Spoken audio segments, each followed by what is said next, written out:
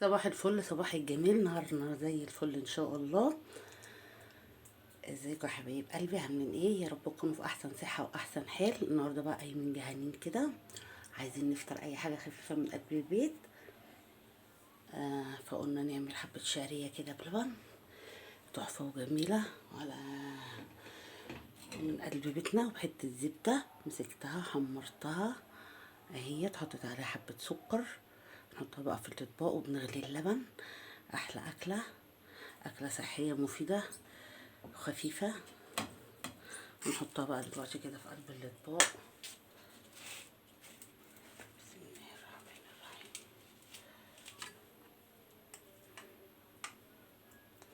طبعا هنحط ايه على حسب الكميه اللي احنا عايزينها.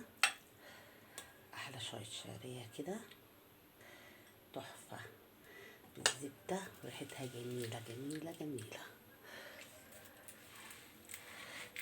هنقرب ده برضو كده، طول ما احنا واقفين نقلبها، مش نسيبها ونروح كده ولا كده.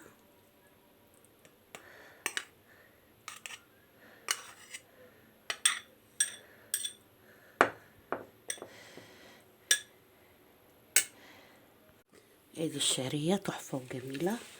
وطبعا في حته زبده كده، وقومي اعملي يا ست الناس، هتطلع من ايدك كل شيء حلو اهو.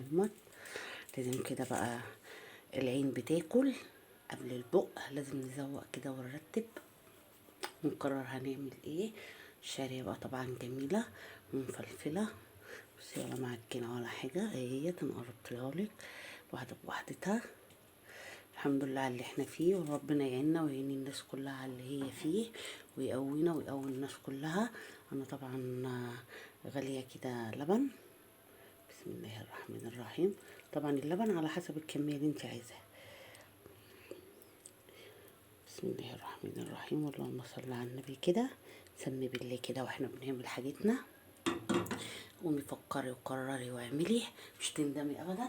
في الشتا ديت الدنيا برد، عايز بقى كده شويه شعريه بلبن، عايز اكل دافي، طبق فول كده بالزيت الحار وبصلتين.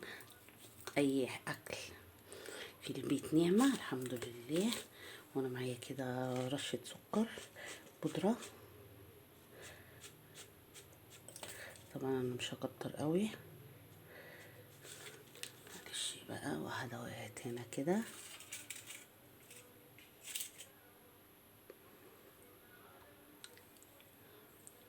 الشعريه خلصناها، معايا حبه سكر كده بودره، هنرشهم كده على الوش.